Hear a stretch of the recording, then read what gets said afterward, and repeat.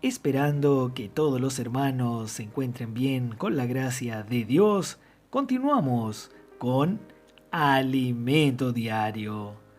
El mensaje que estamos viendo esta semana lleva por título Revestirse del amor que une todas las cosas con perfección, de la serie Cristo es el centro conector de la obra de Dios. Ya vamos en el volumen 5, Una vida con Dios. Semana 4, día martes. La lectura bíblica de hoy la encontramos en Segunda de Reyes, capítulo 5, versículos del 1 al 14. Y el verso de oración está en el libro de Ezequiel, capítulo 47, versículo 5. Los invitamos a disfrutar leyendo este versículo con oración y en el Espíritu.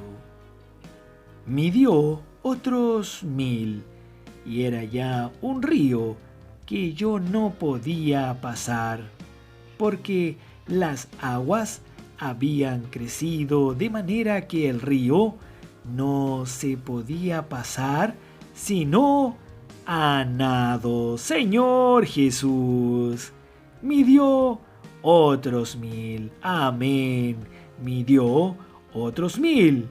Y era, amén. Y era ya un río. Sí, un río que yo no podía pasar. No podía pasar. Porque las aguas habían, aleluya, habían crecido.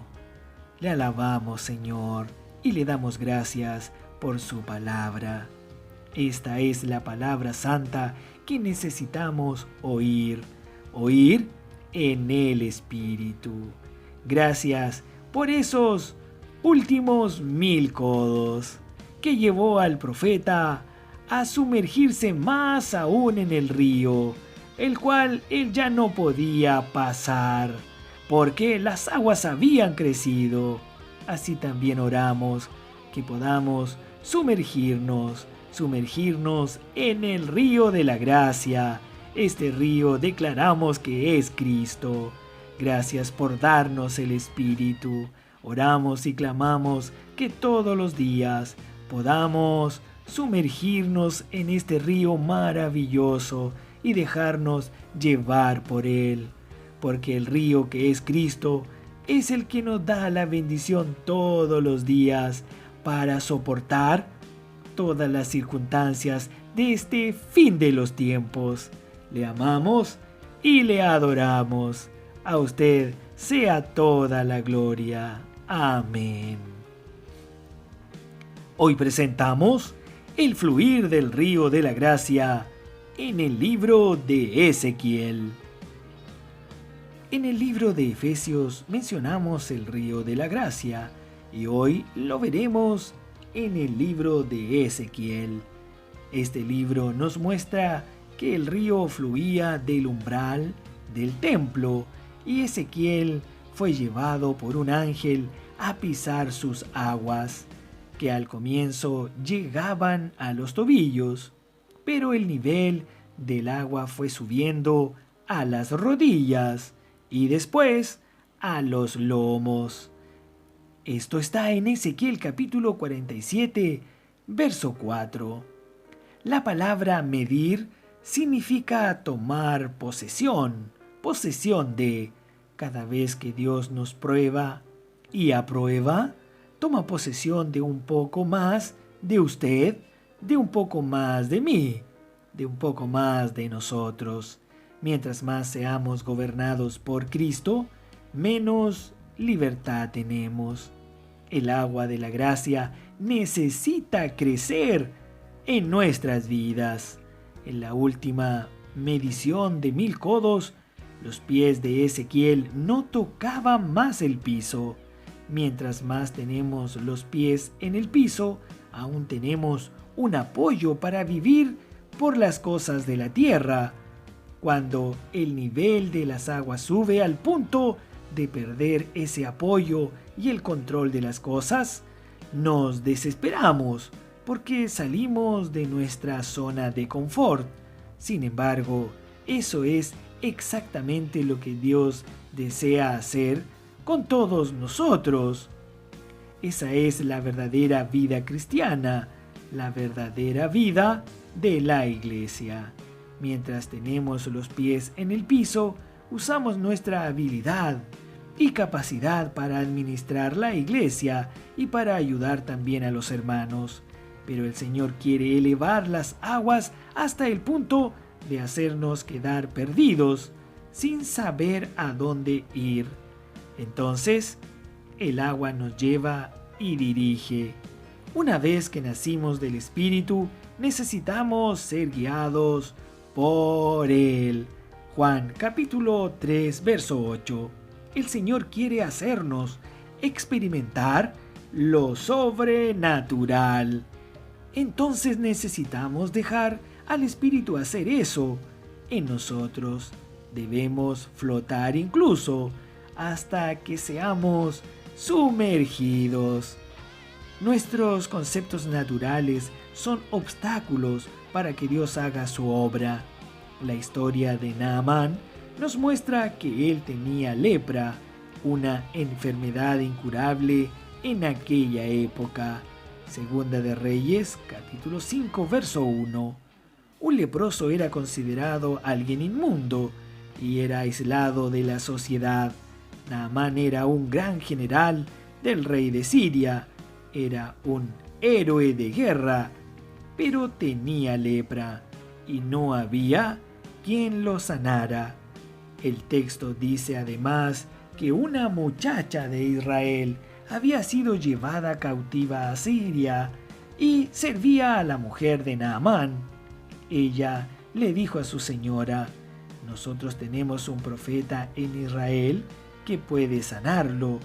Aquí la muchacha en hebreo quiere decir insignificante, despreciable. A pesar de ser una muchacha insignificante y despreciable, ella sabía dónde estaba la sanidad. Entonces Naamán fue donde Eliseo a buscar la sanidad, pero el profeta ni siquiera salió de su casa para recibirlo. Entonces Eliseo le envió un mensajero diciendo: ve y lávate 7 veces en el Jordán, y tu carne se te restaurará y serás limpio. Segunda de Reyes, capítulo 5, verso 10. Eso hirió el ego de Naamán, quien pensó: yo, el gran general, vengo a su casa después de un largo viaje y ni siquiera sale a recibirme. Además, me manda a sumergirme 7 veces en ese río Jordán.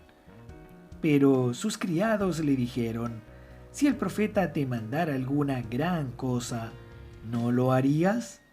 ¿Cuánto más diciéndote: lávate y serás limpio? Él entonces se humilló y obedeció. Se zambulló 7 veces, y cuando salió de las aguas, su piel estaba tan limpia como la de un niño. ¡Aleluya! Amados hermanos, amadas hermanas, queridos auditores, ¿o vivimos toda la vida con lepra? ¿O dejamos nuestros conceptos y obedecemos a la palabra de Dios?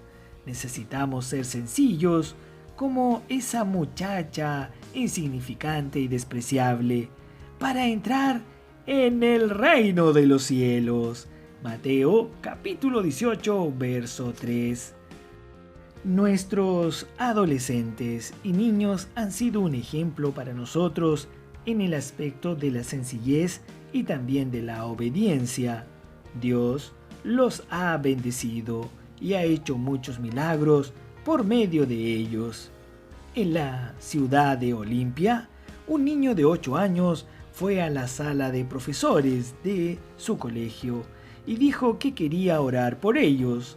Al principio lo consideraron como algo ingenuo, gracioso e interesante, pero luego se dieron cuenta de que el niño hablaba en serio.